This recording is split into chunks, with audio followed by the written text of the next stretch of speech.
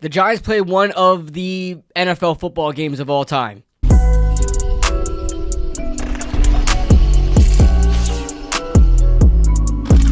What is going on, guys? What's going on, 27 Squad? Welcome back into another video. Before we start, as always, make sure you guys hit that like button, subscribe if you're new to the channel, and hit that hype button. If you guys don't know where it's at, scroll down. If you're on mobile, scroll down to where the comments are, slide right, and it should show that hype button. Hit that. Helps out the channel more than you know, and it doesn't cost a dime. Make sure also check out Sleeper, where they're offering a 100% match right now, up to $100 on your deposit, so long as you use my promo code 27Squad. That's 27SQUAD.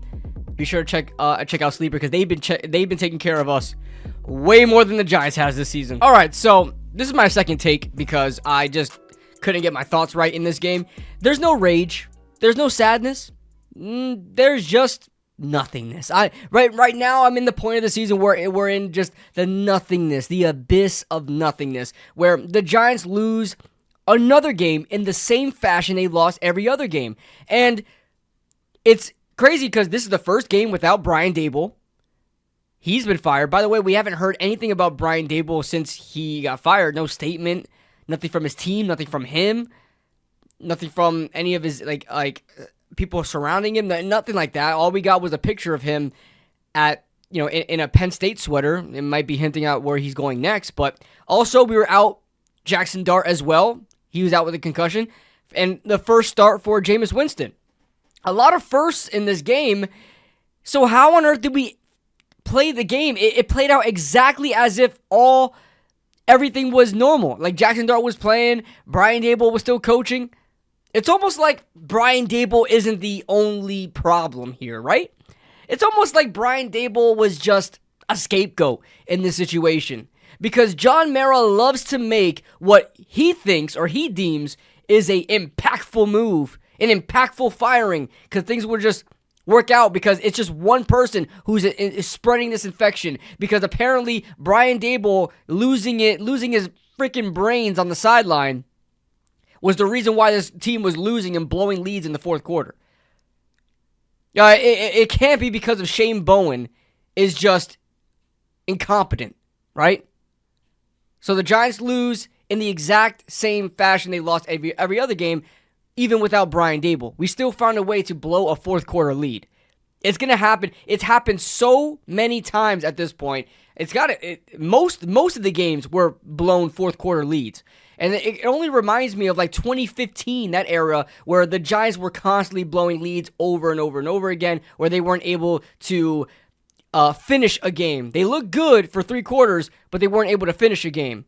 The most notable game in that season was the Saints game, 52-49, if you guys remember that one.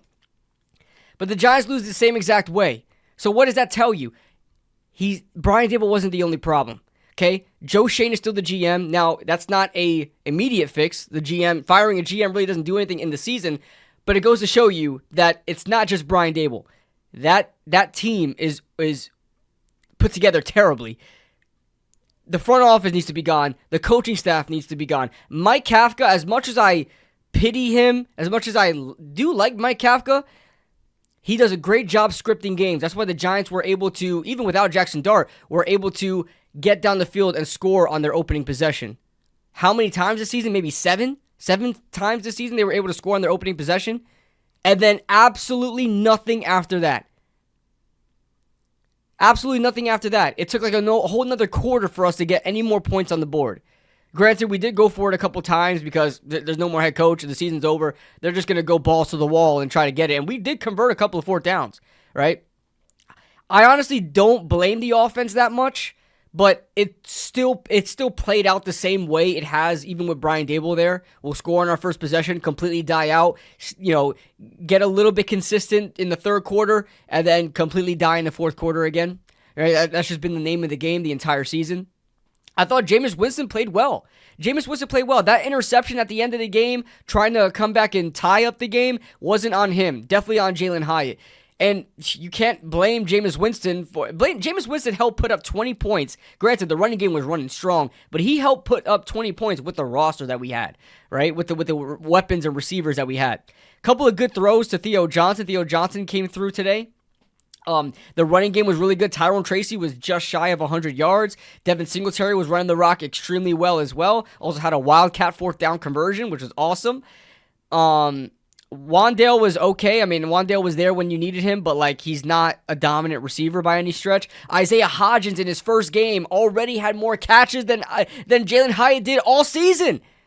So everybody that keeps talking about Jalen Hyatt this, Jalen Hyatt that, we're not using him, the coaching staff just doesn't know how to use him. Isaiah Hodgins, who you can argue is probably less talented than Jalen Hyatt as far as like a speed factor or whatever the case is, still finds a way to get the ball. And Jalen Hyatt caused that interception at the end of the game on the corner route because he just stopped running. I thought it was a typical Jameis Winston play. No, it was Jalen Hyatt just stopped. He just stopped running. Similar to how Bo Collins stopped running on that interception that Jackson Dart had against the Saints. So Jalen Hyatt, you guys got to stop talking to me about Jalen Hyatt and all that stuff. He's terrible. He's terrible. He needs to go. And Isaiah Hodgins, I don't know how on earth he only gets his fair shot with the Giants when he's been on multiple practice squads and never gets a fair shot. Buffalo, San Francisco, and Pittsburgh never gets onto that starting lineup, but he is always there. He's not your number one or number two guy, but he should be on an NFL roster as one of the 53 guys on a roster, definitely. And I think he showed that today. He had a couple of key catches as well. I think what the big problem is the defense. Why do we just constantly not pay attention to defense? This is a Green Bay Packers team that's been struggling all year. They got off to a hot start, but then they've been struggling all year after that. They've barely been able to close out games. They lost some bad games as well. And this is a team short a lot of players on offense. And a lot of those players on offense even drop balls. Romeo Doubs had a couple of drops. The tight ends had a couple of drops. And we weren't able to take advantage. They still scored 27 points. Josh Jacobs got hurt, thrown out the game for the rest of the game. Emmanuel Wilson just runs the rock as if Josh Jacobs never left. We're not able to take advantage of mistakes. This secondary can't force turnovers at all because we're just extremely soft. And we're very hurt in that aspect. But still, the defense is a big problem, and they just completely died. They just completely died in the fourth quarter. Again. Because not only did they allow that third down conversion to Savion Williams on a prayer throw by Jordan Love, because it's always on a third down where the quarterback just barely escapes pressure and just heaves it downfield for what's an amazing, immaculate reception that happens every week. And then the touchdown to Christian Watson where he just completely mossed Cordell Flott. Right? So there's that. And then the Giants trying to come back, and then Jameis Winston throws that interception, and that's all she wrote.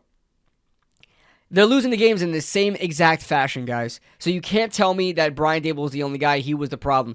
Everybody needs to go. Everybody needs to go. Much as I love Mike Kafka, he needs to go.